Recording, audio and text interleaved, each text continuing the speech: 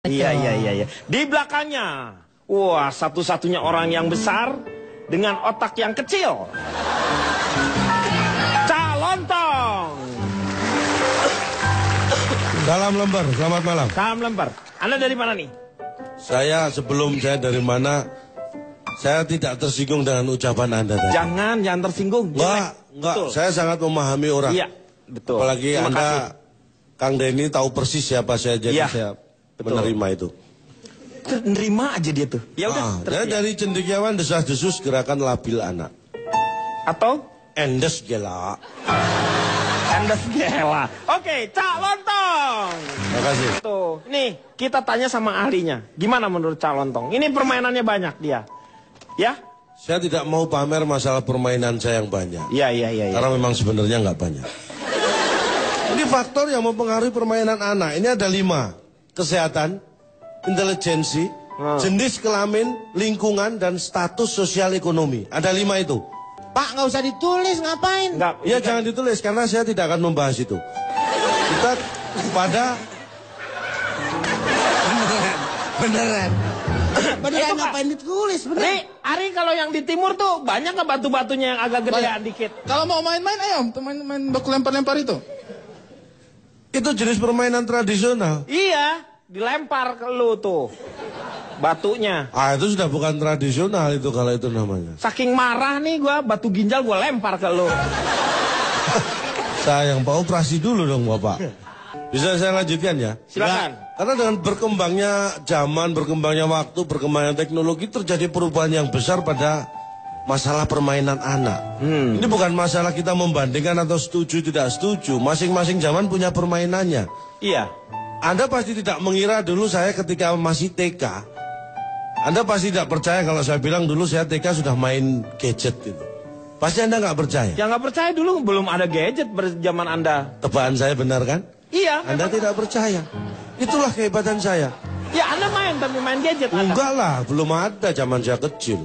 Lu cuma supaya gua nebak nggak percaya terus lu jadi hebat gitu. Nah kan buktinya tebakan saya benar. Apakah iya. tebakan saya salah? Saya yakin tebakan Anda juga pasti benar menurut saya. Apakah Anda percaya pada saat itu ketika menghubungi Gajah Mada kepada Hayam Wuruk memakai handphone?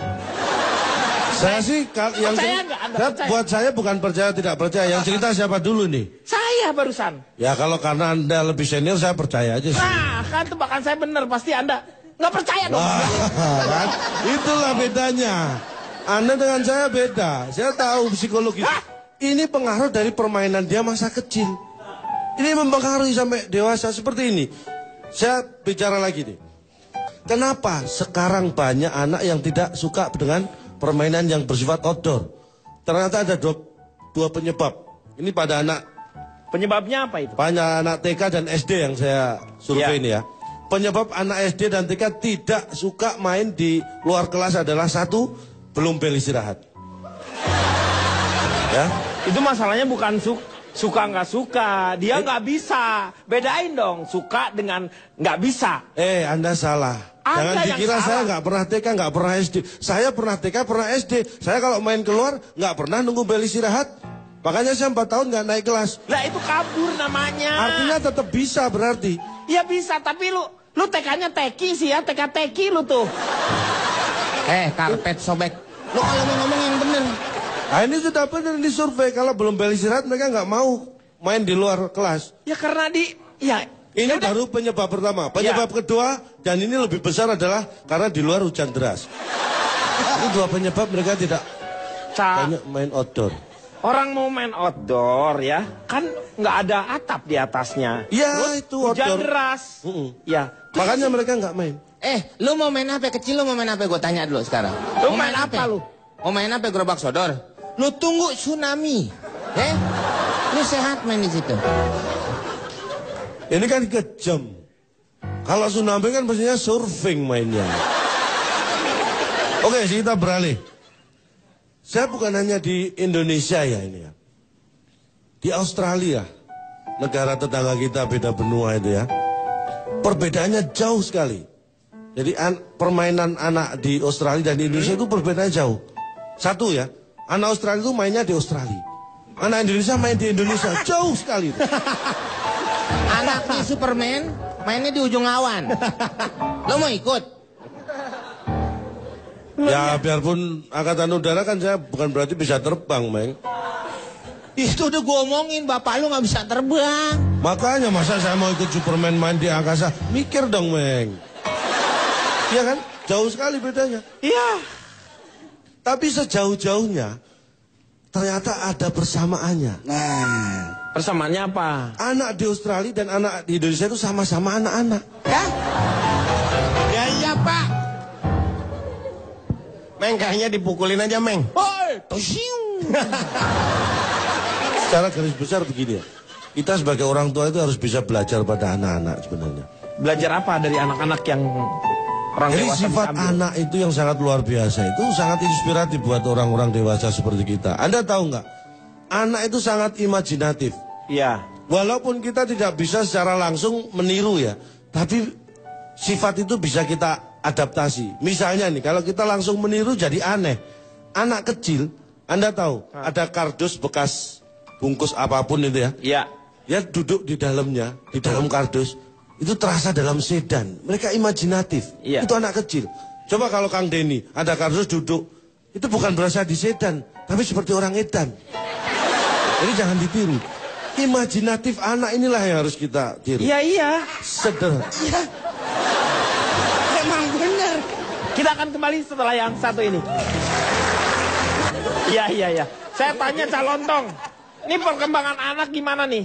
Calon Tong. Perkembangan anak sekarang sangat luar biasa, Iya. kalau Anda tahu. Ternyata pengaruhnya apa sih kemajuan permainan termasuk teknologi kita ini? Komunikasi antara orang tua dan anak ini yang penting. Yang itu terjadi perbedaan. Kalau dulu zaman saya kecil, Iya. belum ada yang namanya handphone.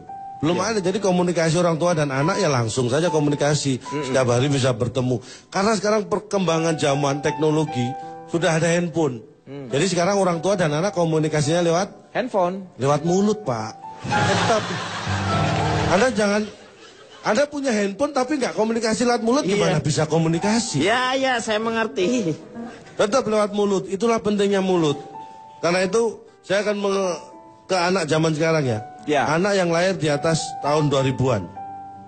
Saya ada 100 anak yang saya survei. Ini memang perkembangan HP pintar lah, ya. Ponsel pintar itu besar sekali.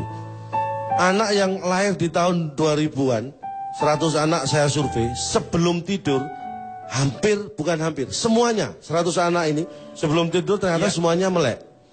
Ya iya, Pak. Kirain aku kan main handphone gitu kan. Kelanjutannya, Kan melek karena gitu. waktu melek mereka suka main handphone, akhirnya ini 75 orang tidur dengan ponsel pintar di sampingnya. Ponsel pintar? Jadi taruh di sampingnya. Waktu mereka tidur itu 75 orang. Yang 25 orang ponsel pintar itu di samping anak yang lagi tidur. Jadi gini loh. Mana? 75 anak tidur dengan ponsel pintar di sampingnya, artinya mereka yang naruh di sampingnya. Iya. Tapi kalau ponsel pintar itu di samping anak yang lagi tidur, mungkin yang naruh orang tuanya. Itu beda motivasinya. Paham ya? Paham. Nah, Ya. Gak penting. intinya apa? Pengaruh Intinya teknologi itu besar lagi. Anak saya, Iya. ini terus terang, saya paling menjaga anak saya karena ini pengaruh pelajaran sekolah luar biasa. Anak Anda berapa orang? Anak saya 2, tapi bukan Kusumo karena sama Kuswadi. Iya. Anak saya 2, yang satu SMP, yang satu SD.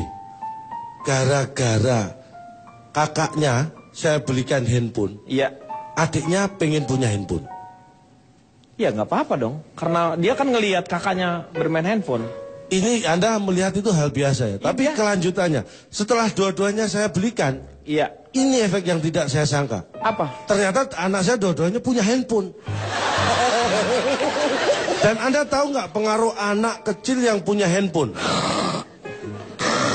Kan lo beliin, jadi tuh anak punya handphone. Iya. Tapi pengaruhnya setelah punya handphone, Ini pengaruhnya apa? mereka bisa telepon. Gara-gara bisa telepon, mereka sering telepon. Iya. Ada lagi Gara-gara pengaruhnya. sering telepon, Nah, mereka jadi malas belajar. Berpengaruh pada prestasi sekolah.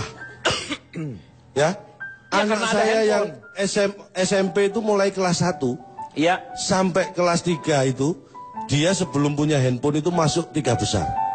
3 besar di Ranking di kelasnya itu rankingnya. masuk 3 besar. Iya.